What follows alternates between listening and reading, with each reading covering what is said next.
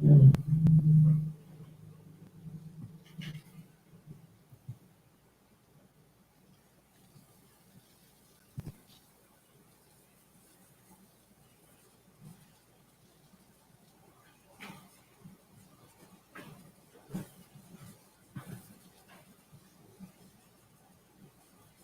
at that, nuns representing.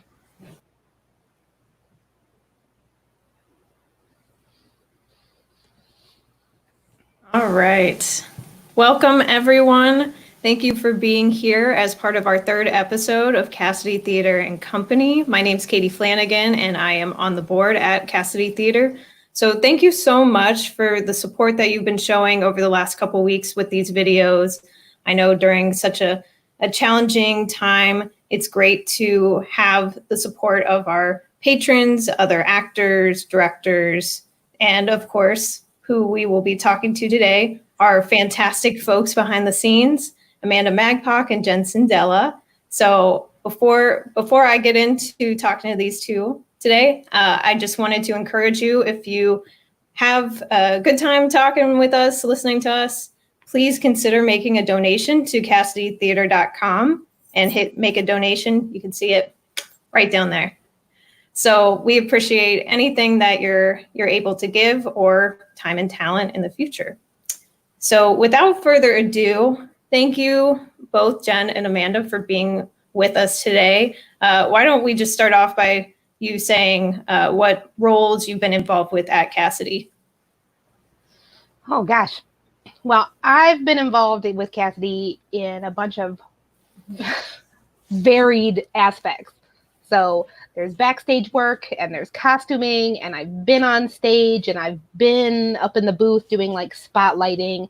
And of course, I work in the box office as well. So, and I have been involved in many productions at Cassidy as the stage manager. I started out stage managing a couple shows here and there, and now I am officially the resident stage manager at Cassidy Theater. Yes, fantastic. How has the pandemic impacted you and, of course, the theater since you've been involved with us? Jen, go ahead. Well, basically, life has shut down. During the day, I'm a teacher for Cleveland schools, and so I have not been in the school building. But what my normal schedule would look like is wake up in the morning, go to school, head right to Cassidy, and then get home about 11 o'clock at night, go to bed, and start the whole thing over again. Well, all of that has shut down, and I basically haven't left my house since March 12th. So after I left Beehive rehearsal, I came home and haven't left since then. So it's just kind of weird that life has shut down and given us lots of family time, lots of crafting time, lots of cleaning time. We've basically overhauled our house. So things are going well. It's just weird not to be with, my theater family. Yeah. And for those who are watching, Beehive was the show that we were working on as the pandemic hit. So this is basically a vacation for Jen right now. I know. I didn't even know what to do with all my time. I don't think I had my TV turned on, or I didn't sit on my couch. And then all of a sudden, that was all I was doing. We've seen every Lifetime movie, I think, that has been broadcast. It's kind of a contest between my daughter and I for who can recite the entire plot within the first 5 minutes of the Lifetime movie. But we do miss the theater. So. Yeah, I'd say it's been pretty similar for me because, of course, I worked at the theater during the daytime. So when we closed up the doors and turned on the ghost light, that was it. I had nowhere to go and nowhere to be. Of course, the box office hours are 9:30 to 3:30. We can't wait to get back.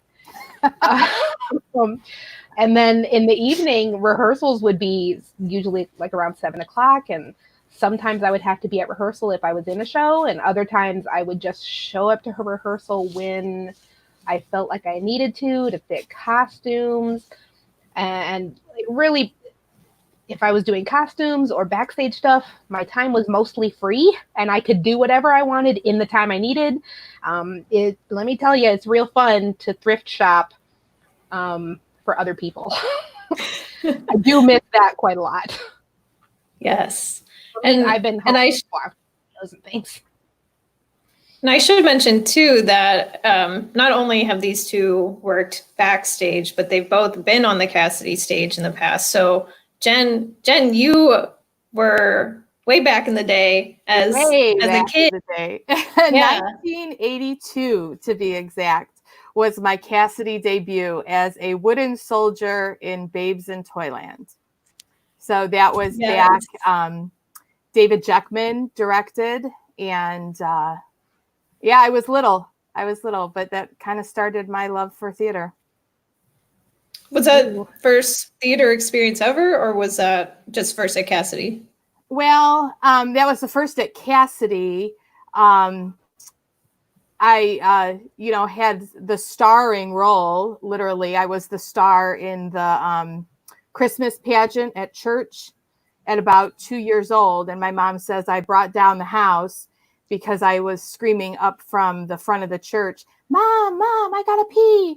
So I was known as the Bethlehem star that had to pee. So, but yeah, other than that, that was pretty much my first like real show. And then it's all downhill from there.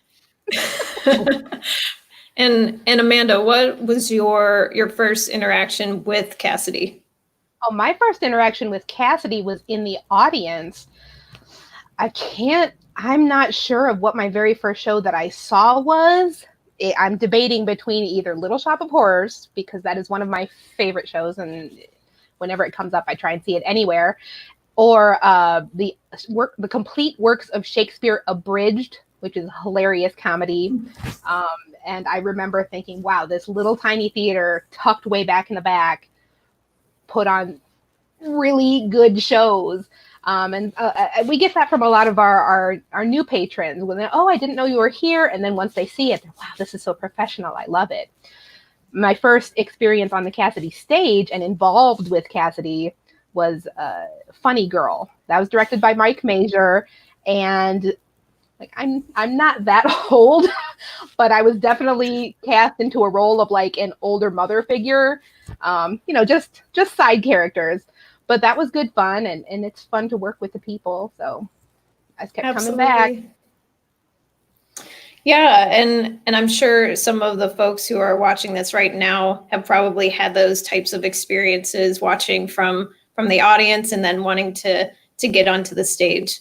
I'll also add, if anyone wants to post a question in our live comments, we might post it up on the screen to ask Jen or Amanda. So feel free to add that and we'll check back in later. Be nice. Be nice, yes. So I think for some folks who maybe have just done the acting side or maybe are just in the audience, they might not know what all goes on beyond or behind the scenes. So this question's more for Jen, since you are our resident stage manager. So what does a stage manager do? And then what does a rehearsal process look like? So it's really kind of different wherever you are.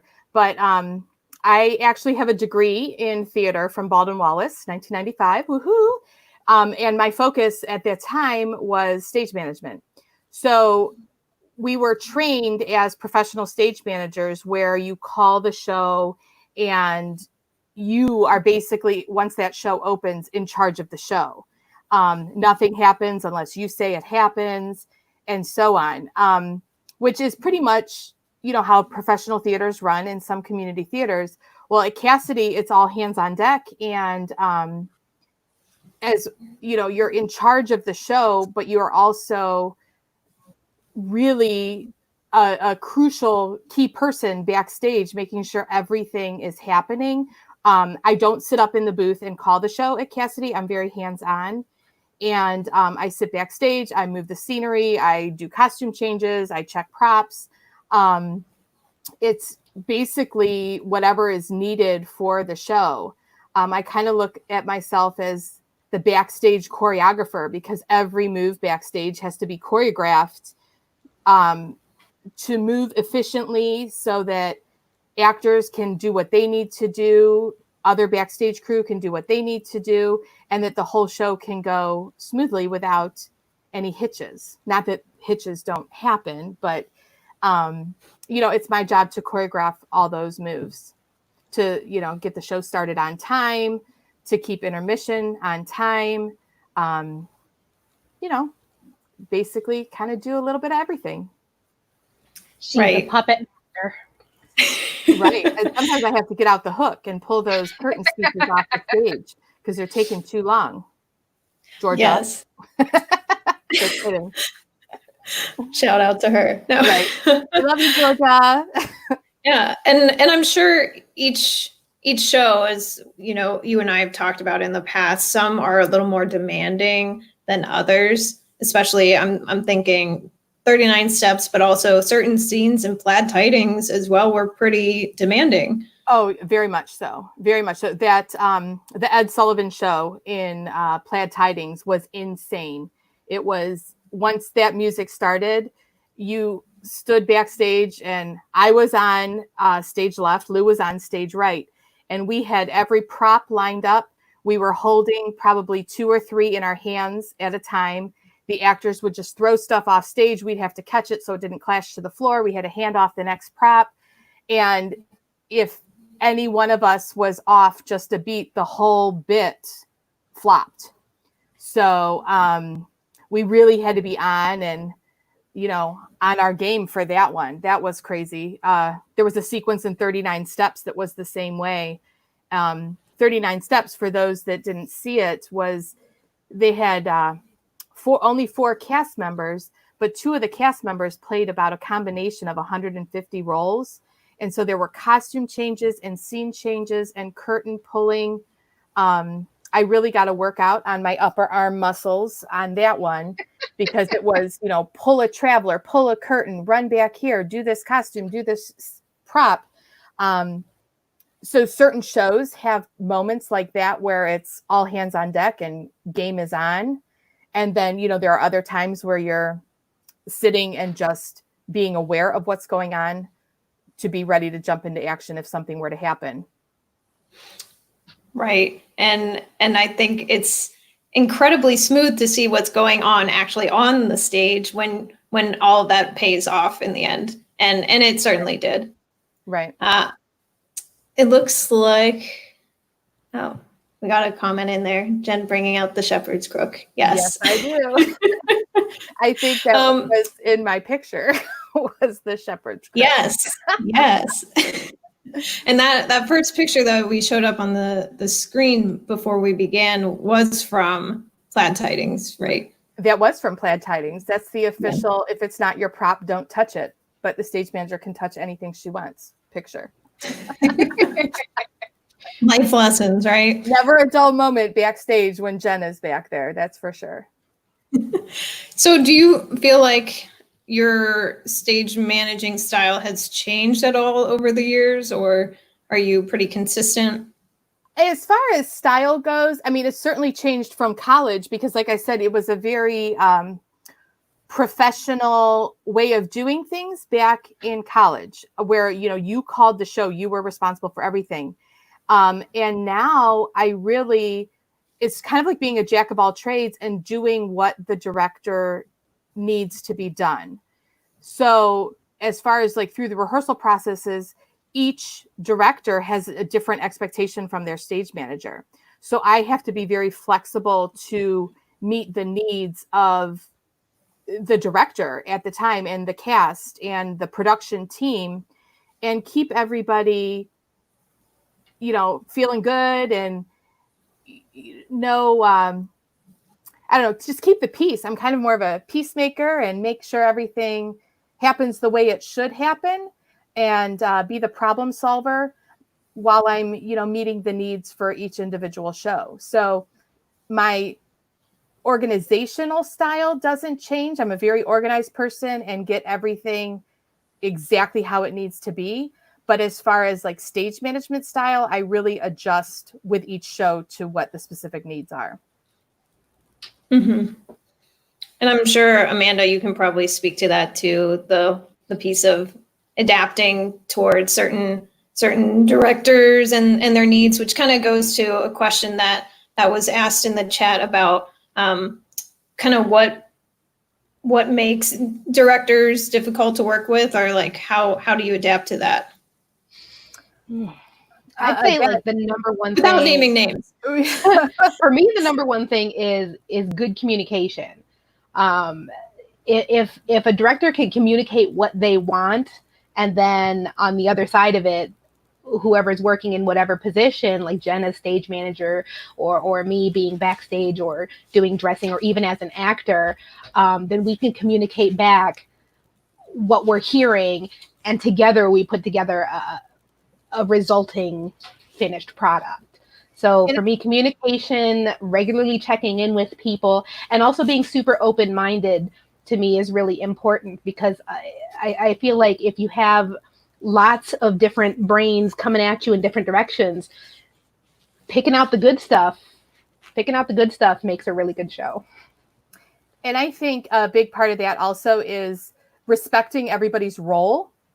And everybody on a production team and in the cast has a role that they fill. And when you can have that mutual level of respect and honor to everybody's role, everyone can get along. You know, it's like that kind of, the stage manager is like the facilitator of kumbaya, you know, sitting around the campfire and everybody getting along. You know, obviously the show is the director's vision, and the director needs to communicate that vision clearly, but then respect everybody's role so that that vision can come to life on the stage. And my role is to really facilitate that respect and make sure everybody is doing their part. Absolutely. And that's why I always think they call it community theater for a reason. You know, you're bringing people together so that they can have this positive experience that they can share with the community, but with other folks.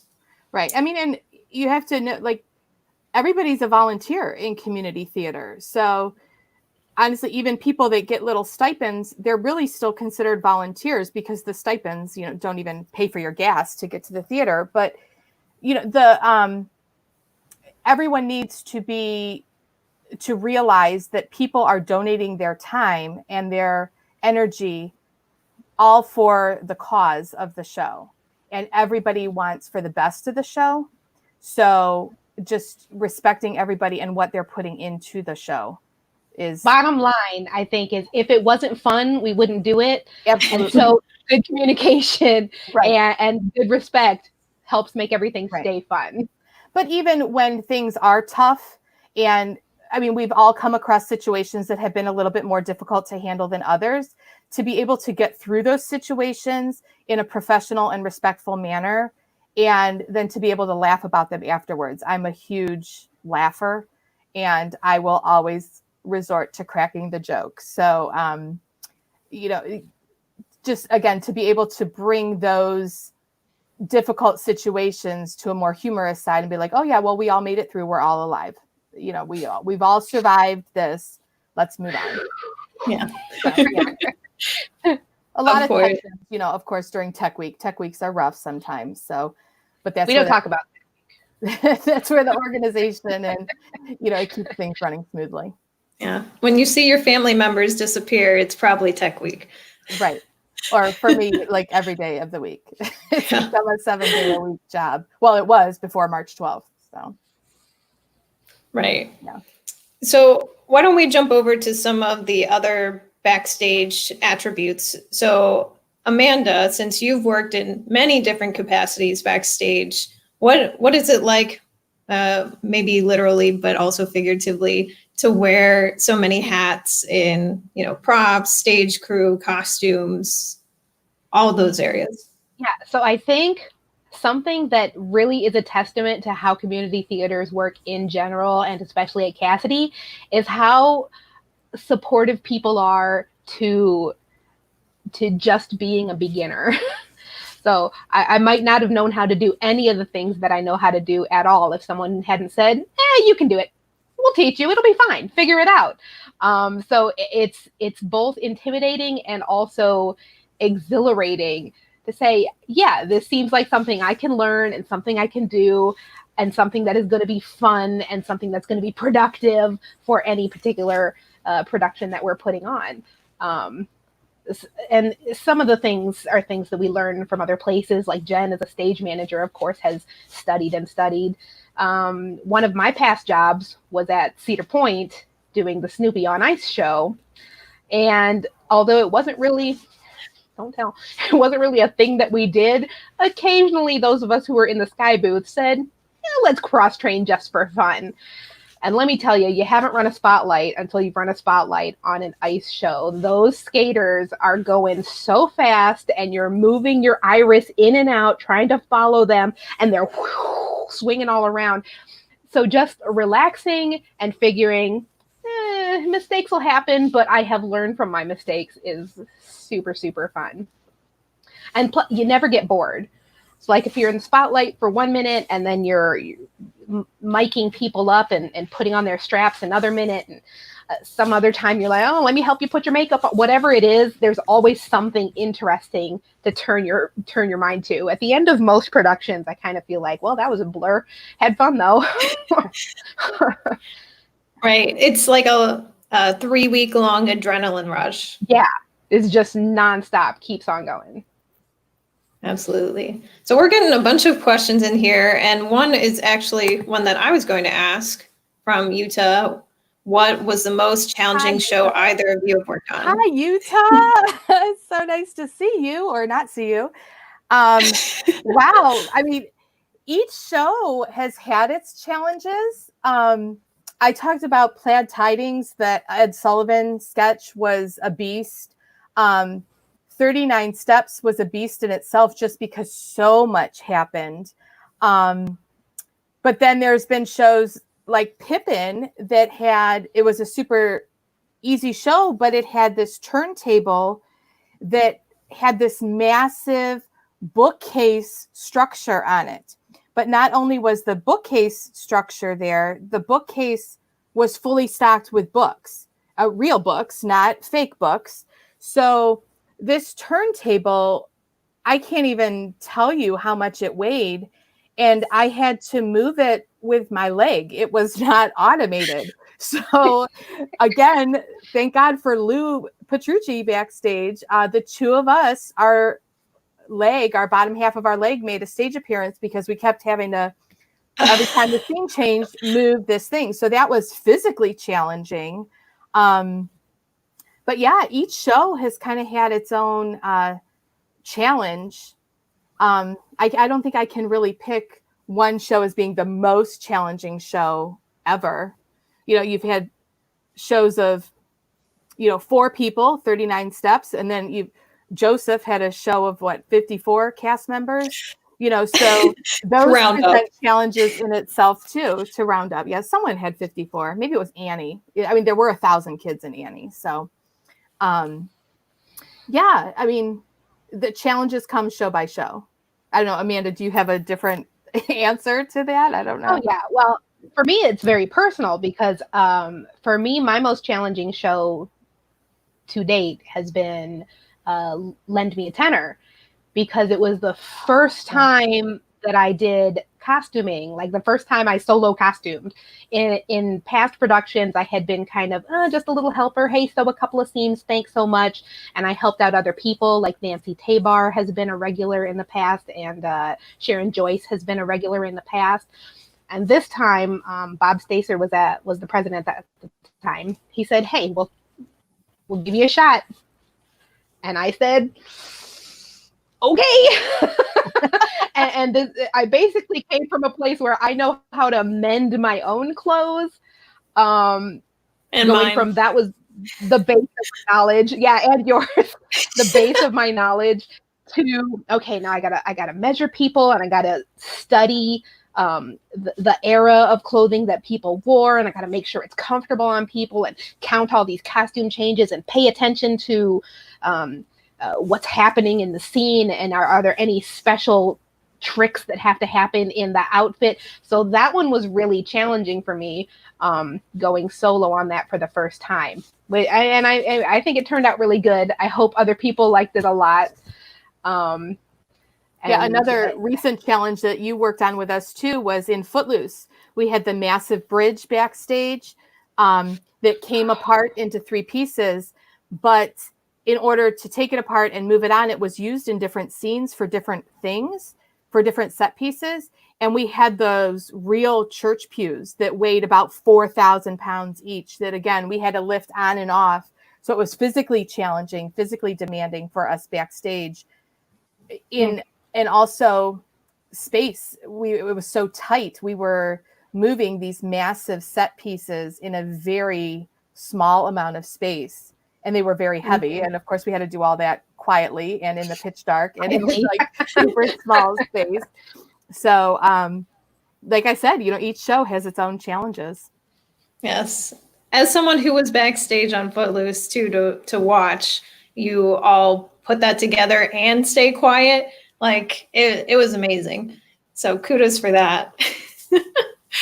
Another question we have is for Jen. So would you prefer to call a show like you were trained to do, or the faster pace that most shows call for at Cassidy? Oh, I'm all in for the fast pace. I don't like to just sit there and watch. I am very hands-on. I love like making my list and deciding who's going to do what and putting myself on that list too. I don't just sit back and watch. I am very hands-on. So I definitely prefer what I'm doing now in what I call my hobby job. This is not my real job. It's my hobby job that I go to after my real job. Absolutely. Something great about Jen, though, by the way, is I have substitute stage managed a show for her on a day where she's like, I'm not available that day. Right. Her notes are fabulous. Like Well, there's a certain amount of being a methodical human being that you're like, everything has to go this way every single time. And if it does, there will be no hangups. So while I was going through her master script, wow. It was, well, that's, it was great. There's highlighting. That was Broadway. Sticky notes and sticky tabs, and everything is just so that if something were to happen, like anyone would be able to pick up my book and do it. It's very thorough. Right.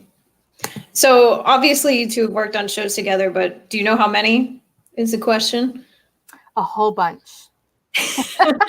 Great answer. Great answer. Well, Amanda, when did you started? Lend Me a Tenor was your first like actual costume, but you did something before that. I mean, at least this whole past season, we've worked together. Yeah, for sure this whole past season. And then, the Northeast Ohio theater community we are just embarrassed with riches in this area. So we've also had the chance to work together in a couple other theaters too. Right. So. And I call her at the last minute, Amanda, I need help with my kids program. Can you come?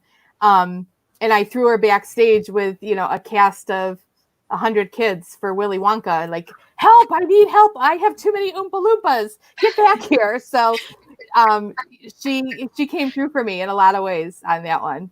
Yeah. And you were literally just showing us costumes before we got on here. Yes, my quarantine costumes. Oh. We were supposed to do, for those that don't know, I actually run a youth camp at Independence Community Theater. We were supposed to do Frozen Kids this summer, and we're very sad that got postponed also, with this pandemic. But we had 130 kids signed up. So needless to say, I needed 130 costumes plus because they play lots of different roles. And knowing Amanda's sewing talents, I reached out to her because we've been making costumes during this entire quarantine period. So, you reach out to those people that are in your theater family for help. And that's what's so great about theater people is no matter what show you're doing, no matter what theater you're volunteering for, they're willing to pitch in and help. I dropped off a box of probably 75 rock troll costumes that were all ready to go. And Amanda's been I am throwing away swimming in all those leaves that my daughter and I cut out. So we should be ready to hit the ground next year with all these costumes. But yeah, that's what we do. Using the time to your advantage. That we have to. I honestly, at this point, I don't know what we would have done had we not been on quarantine. Like, I don't think we would have been ready for the show. Because we would have been ready. We just would not have slept for a long time. Right. Because we put so much into it already at this point. For sure. Right. So with each show, there's usually some type of interesting story that tends to pop out that happened backstage or something on stage. So let's hear a little bit about some mishaps. That's a dangerous topic there, Katie. I know. Funny now, but mishaps funny now, but absolute moment of panic. My first stage management job at Cassidy was Into the Woods a couple years ago, and I forgot to hang Cinderella's dress. But again, I was in autopilot during the show and just went to pull the fly and fly in Cinderella's dress. And I looked up and I was like, oh, there's no dress. And I'm like frantically running for the dress. So that was a huge oops on my part. And then the baker broke the lantern on stage. So we had glass everywhere. During that one, I actually had to stop the show and make a stage appearance to sweep up the glass because poor Caitlin Ham was the baker's wife. She was picking up the pieces of glass in her hand while she was on stage saying her lines. And I'm thinking, no, you can't do that. But, Into the Woods is one of those shows that just goes and goes and goes, one scene into the next. And I'm thinking, how in the world am I going to do this? And I climbed back into the orchestra pit, which was on stage behind this scrim looking thing underneath the bridge that we had. And I climbed and I said to Matt Dolan, who was the music director, I'm like, look, you just got to vamp it out, Matt. I'm going to go on stage and clean up this glass. And it was before the Princes came on for Agony.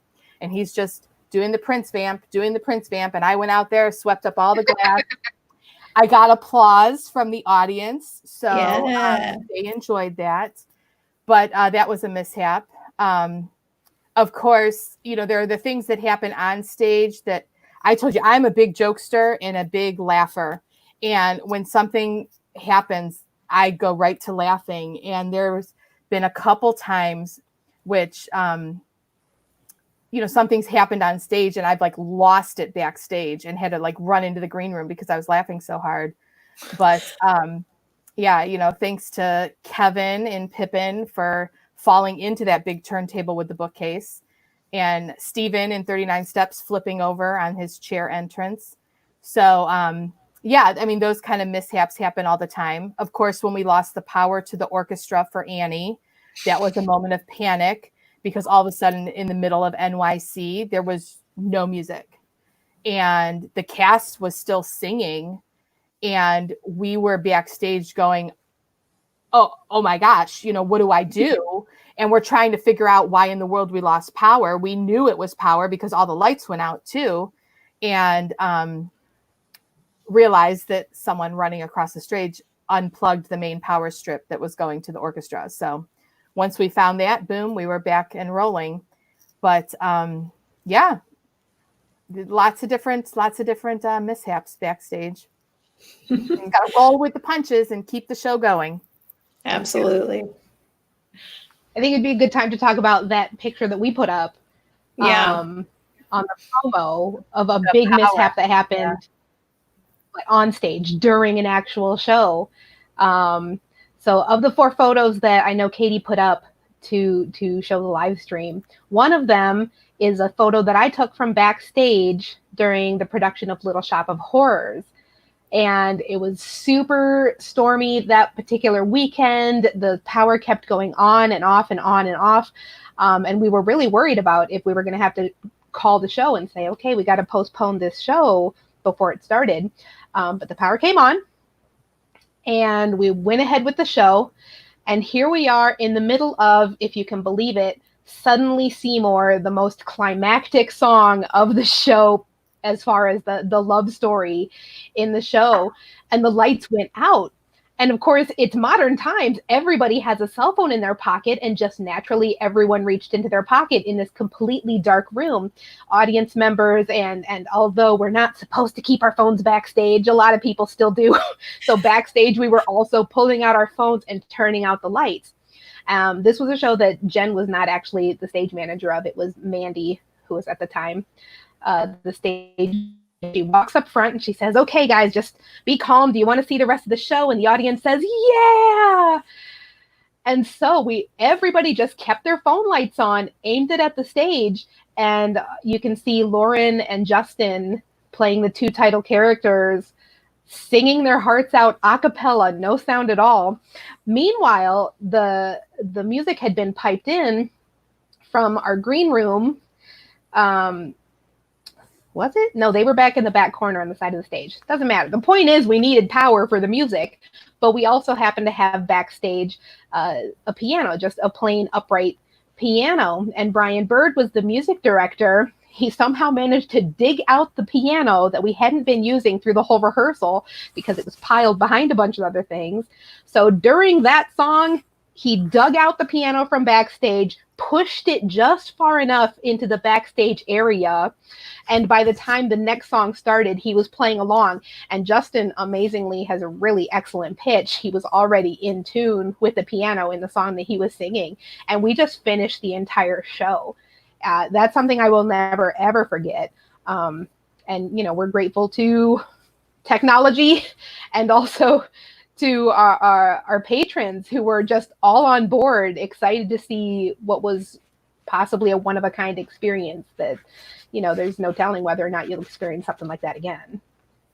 Oh yeah, the power went out because the wind knocked it out. That was like a really windy day in October, and the power had actually been out before people got to the theater. It came back on. We're like, great, we can do the show. And then of course that happens. But I have to say from watching in the house that it was one of the most beautiful things I've ever seen, is having the whole crowd get behind the actors, and the show must go on, right? That they were able to finish the whole thing, and no one was upset about it. They loved it. I loved it. It was very raw. It gave me chills a little bit. It was very, very, everybody's very vulnerable in a situation like that. And so it's great when not only the audience is like, "Oh, we accept all this," but everybody who was in the backstage group and everybody who was part of the production all just like plow the rest of the way through. And it turned out something real special. Well, and that was an amazing show. Like, I can never see Little Shop in a different way again, because that production was just so well done at Cassidy. Yes. Kudos to our board president now, Mike Karafi, for doing that production, and of course the whole crew. So yeah, those kind of mishaps are, I would like to say, once in a lifetime, but you never know. Yeah, you never know. All right. So why don't we wrap up with what shows you would like to be in or work on in the future? Like, what's a dream show?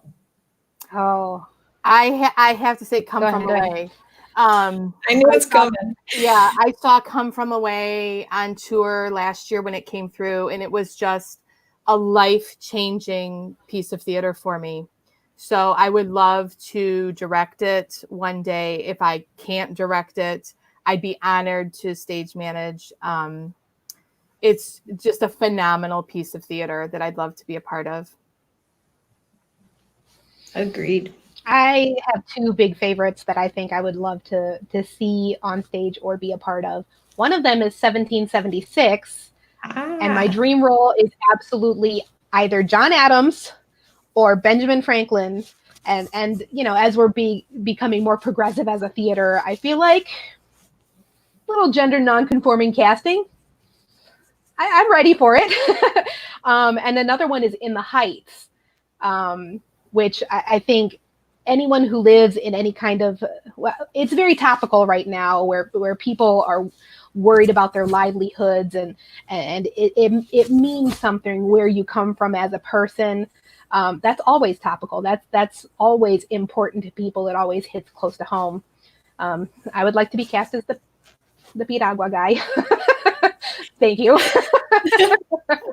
So sweet and nice. I love that. I could absolutely see both of those things. That would be fantastic. My husband and I were just talking about 1776 and doing it as a gender reverse kind of thing. So that'd be pretty cool.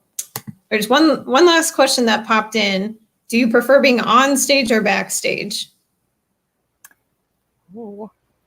There's such different experiences. I